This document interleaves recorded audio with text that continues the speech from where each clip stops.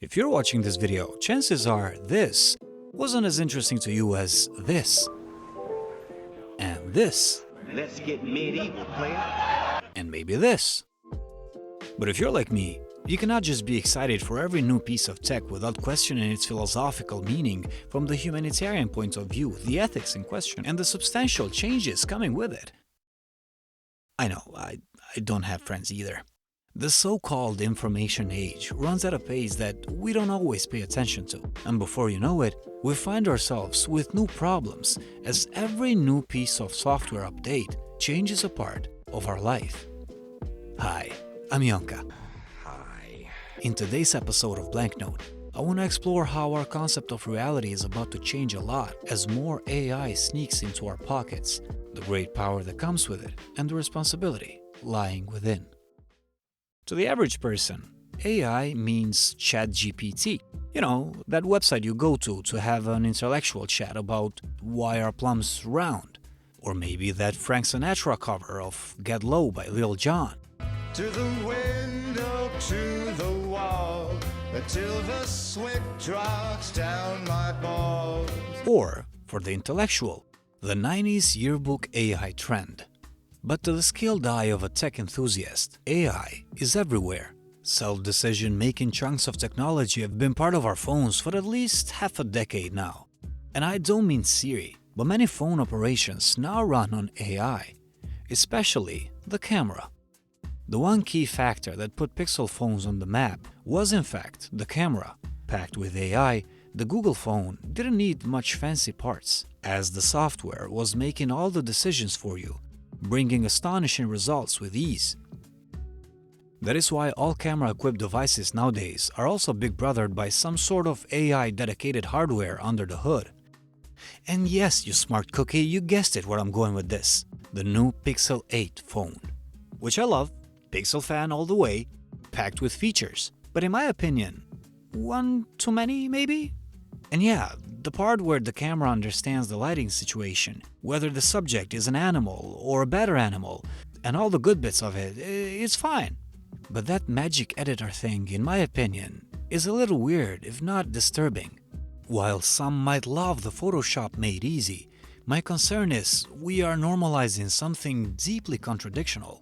One major toxic trait of social media is the fakeness, how filters are lies, and how influencers sell fabricated realities to the rest of us, who open the fridge door of Instagram to find out how everyone is having a better day than me.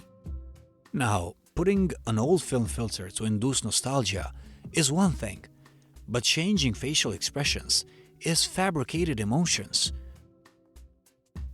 Okay, rant number 2. After ChatGPT shook the grounds of big tech, looks like AI chatbots is the next battleground, where the big boys of Silicon Valley are constantly trying to one-up each other with the best GPT companion, and Meta really showed some personality, or shall I say, multiple. During the Meta Connect 2023, Mark Zuckerberg showed off an interesting concept of how Meta AI can show up in multiple personas at request.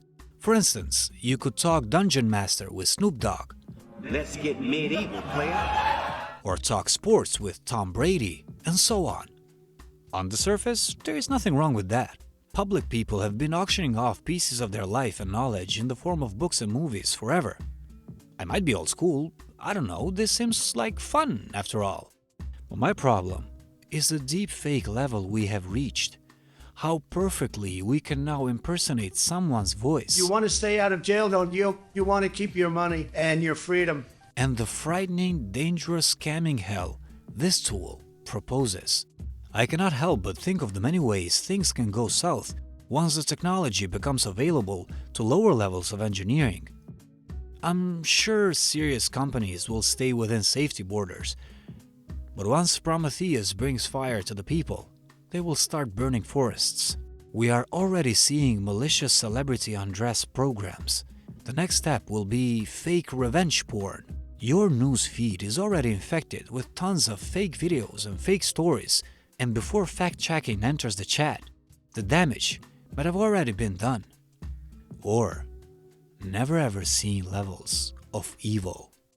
And it's my daughter's voice crying and sobbing, saying, "Mom." And I'm like, okay, what happened? She's like, "Mom, these bad men have me. Help me, help me." DiStefano says a man demanded ransom in exchange for Brianna.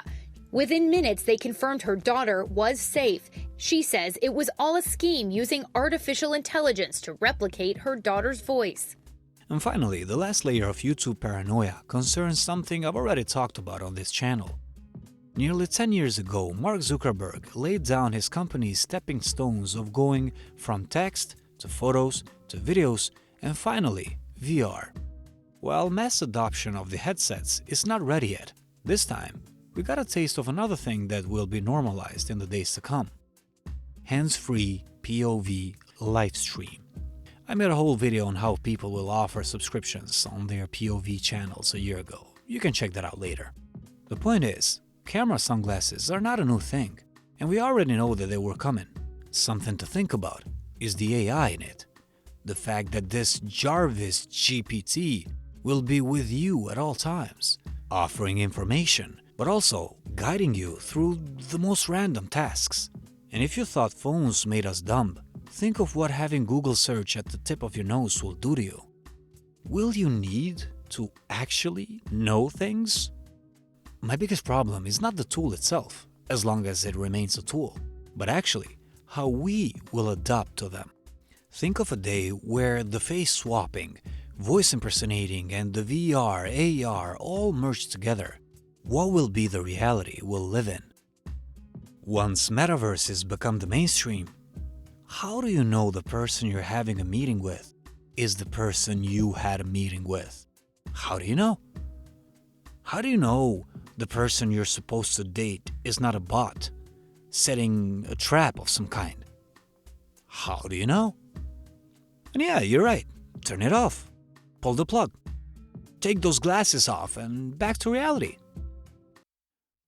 But I, my dear deep thinker, still believe that the next big thing will be brain chips.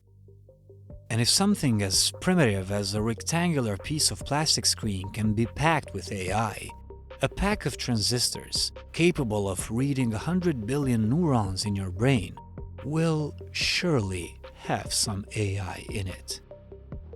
Hard to say if the technology will be mandatory in 100 years from now, but maybe it will be necessary, one essential piece of hardware to be part of the society. And who knows what kinds of realities will our descendants live in on that day. If you enjoyed this video, please don't forget to subscribe. We are so close to making this community official. Hitting 1,000 by the end of this year will really make my 2023 resolution. And of course, incentivize me to do much more and much better. I thank you so very much for being here. Happy autumn. See you in the next one.